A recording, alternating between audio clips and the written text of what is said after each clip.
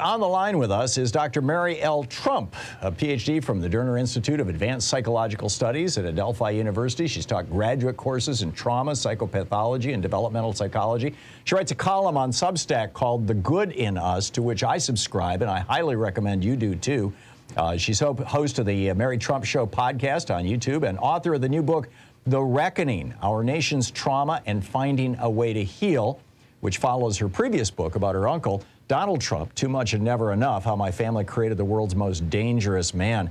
Dr. Trump, Mary, welcome back to the program. It's been a while since we've talked, and I'm really glad you could join us again. Thank you. Oh, it's a pleasure to be here, Tom. It's always great to talk to you. Thank you. What, in your opinion, I mean, you know your uncle probably better than anybody else, and you have the added advantage of a Ph.D. in psychology, which I believe provides you with a lot of insights into human nature that many of the rest of us may lack. What should we expect if Donald Trump is indicted? We should expect a full court press by him and everybody in his orbit to change the subject, muddy the waters, deflect, project, cast blame on everybody from the lowliest of White House aides on up. He will not take it lying down, and he will engage everybody who continues to be a hanger-on to do his bidding. And that's partially why we're here, right, Tom? I mean, yeah. Donald didn't do this by himself. He was enabled at every turn from people in his inner circle, everybody in the executive branch, and almost the entirety of the Republican Party. So do you think he's going to be spraying his fire, as it were, at his enemies, or what he views as the people who might have thwarted his efforts? I mean, even within his own circle, like Pat Cipollone, who was not on his side on this thing, apparently. Or is he going to turn on the people who were with him, you know, the Jim Jordans and Marjorie Taylor Greens and whatnot, the people who essentially failed in pulling this thing off? I think he's going to turn on everybody. I think as we've seen, his circle is getting smaller and smaller by the controversy. So I think there will be very few people left standing. Are there precedents in his life, in his history, that can inform us about this? This is one of the fascinating things about this moment. We're speculating, right? I mean, we hope he gets indicted. It will be shocking and unconscionable if he isn't, based on what we know now, and we'll find out more. But even at this point, Donald probably doesn't think that anything is going to happen, because nothing ever has. He's done terrible things for his entire life, and not once has he been held accountable. So there is no precedent for this. He, excuse me, he just canceled a, pardon me, I inhaled wrong. He just canceled a rally in North Carolina because he's got to testify in a deposition. I believe it's in New York. How do you think that that's going to go? I mean, some of his previous deposition testimony has been extraordinarily damning, but it seems like nobody's ever followed up on any of it. Yeah, of course they haven't. One of my favorite parts about that is that the people who bought tickets to his event aren't getting their money refunded. But really? Aside from that, wow. Yeah. Surprise, surprise. They can go to the next one. Yeah, shocking. I've actually sat in a deposition with Donald, or rather, sorry, he was deposed in a case of mine a couple of decades ago. I've seen other depositions he sat for, and they also tend to be extraordinarily dull, because for a man who has the greatest memory in the history of memories, he forgets everything. He says he doesn't know, he doesn't remember, he's not aware. So I don't expect him to give away anything, honestly. Right. Well, that's the, unfortunately. Yeah, that's that or taking the fifth are basically the only two ways to avoid any kind of legal liability, I suppose. What do you think about his children? And let's parse this at the individual level. You know, Don Jr. and Eric and Ivanka. How are each of them responding to this, and how is he going to respond to them, particularly the growing evidence that Ivanka wasn't quite with him, or was she, and she's just BSing us all?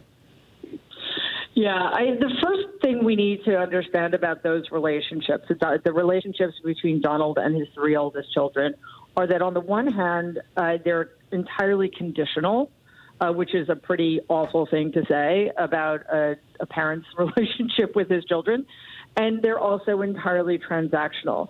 What I've seen with Ivanka is that she came down on the side of not going all in with Donald and his attempt to overturn the government.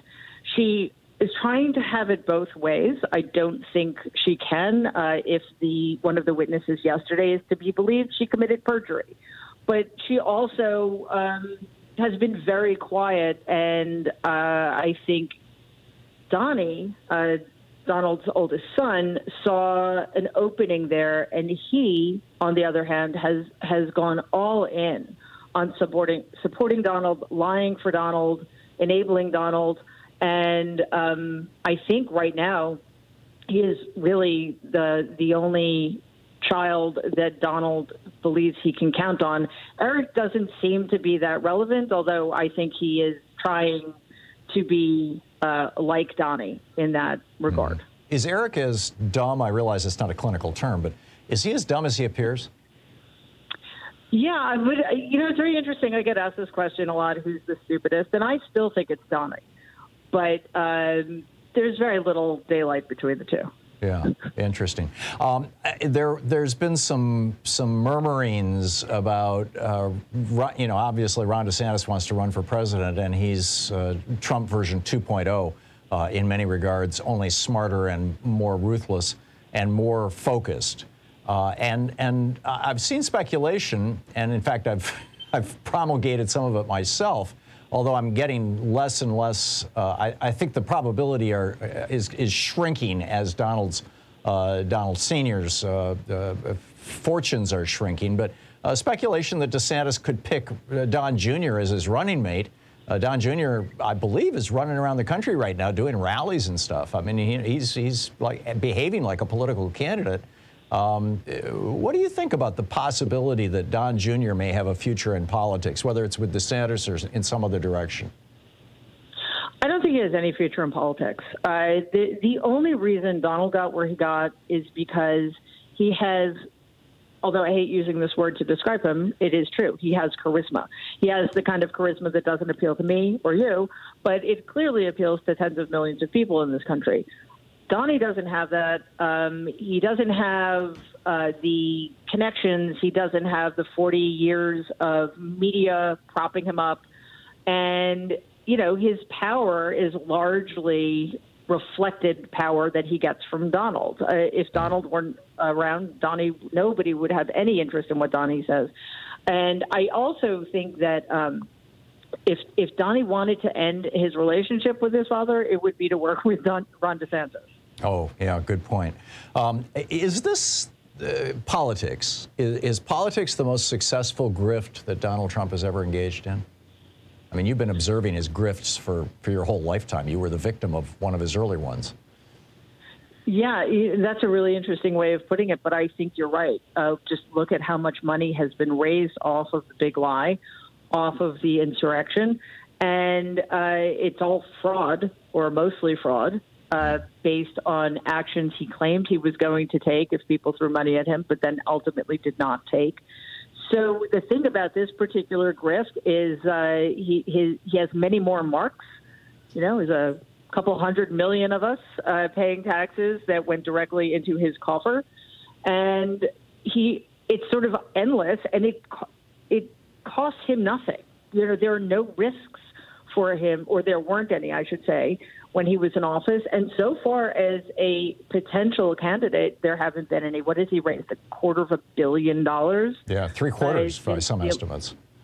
Well, that's even more terrifying. Yeah. And it's, again, with total impunity. Yeah. We're talking with Dr. Mary Trump, and Mary, we have about a minute and a half here before we hit a hard break I can't control. Could you tell us about your newsletter, your Substack newsletter, The Good in Us? I've subscribed to it since the last time you were on our program, but tell our listeners and viewers about it. Thanks, Tom. I really appreciate it. I took a little bit of time off because the events were just completely crazy. But what I try to do in The Good in Us, is look at current events very honestly and realistically, because I think the worst thing we can do is look away. But remind people that there are more of us than there are of them, and that even though they come at us with negativity and divisiveness, we cannot lose our humanity. We cannot become like them. Otherwise, there's really nothing worth fighting for. So I just am hoping that we all hang on to the good in us, our kindness, our empathy, and all of the things that make being human worthwhile. I think that's such an important point, you know, that we not lose sight of our shared humanity, even in the middle of what appears to be kind of political battles and things.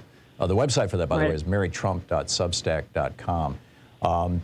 Mary, thanks so much for dropping by. We just have 8 seconds here, but thanks so much for dropping by and for the great work you're doing and for your most recent book, The Reckoning. Serious work that you're doing. Thank you. Thank you, Tom. Dr. Mary L. Trump, her Substack newsletter, marytrump.substack.com. She's the author of the new book, The Reckoning, Our Nation's Trauma and Finding a Way to Heal, and of course her earlier book, Too Much and Never Enough.